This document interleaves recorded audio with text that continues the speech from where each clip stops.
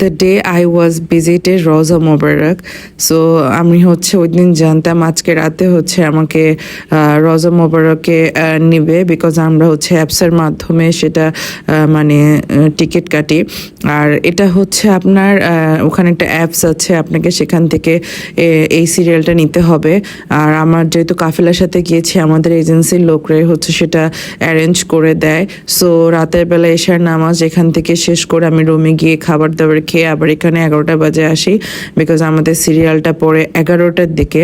আর এখানে অনেক অনেক অনেক ভিড় থাকে, আর অতিরিক্ত ভিড় থাকে না আসলে, আপনি ইজিলি ঢুকতে পারবেন। কিন্তু আপনাকে ওই অ্যাপসের যে স্ক্যান কপি সেটা অবশ্যই সাথে রাখতে হবে। সো আমি খুবই এক্সাইটেড ছিলাম, বিকজ প্রথম যখন ওমরায় আমি গিয়েছিলাম, প্রথম ওমরাতে আমি ঢুকতে পারিনি। আর এবার সেকেন্ড ওমরাতে আলহামদুলিল্লাহ আমার সে সুযোগ হয়েছে। তো অ্যাজ এ মুসলিম আমার যে কী ফিলিং হচ্ছে সেটা আপনারা বুঝতেই পারছেন।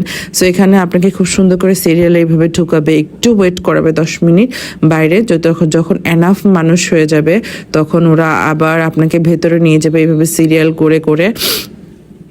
আর এখানে ঢোকার পরে আপনি হচ্ছে 10 মিনিটের মতো সময় পাবেন, তারও কম পাবেন, কারণ বিকজ সিকিউরিটি গার্ডরা হচ্ছে আপনাকে বলবে বাজি বাজি জলদি করো জলদি করো। ওরা উর্দু শিখেছে বেশিরভাগই, আবার আরবিতেও বলে, আরবিতে কি বলে কিছুই বোঝা যায় না। যাই হোক, পরে ভেতরে ঢুকে আমরা হচ্ছে আস্তে আস্তে ঢুকছিলাম, তখন আমার মনে হচ্ছে আর কত দূর যাবো, আর কত দূর যাবো, কোথায় দেখতে পাবো। দেন আই স ইট, মানে আমি যে আপনাকে এটার ইমোশন বুঝে মানে বলে বোঝাতে পারবো না।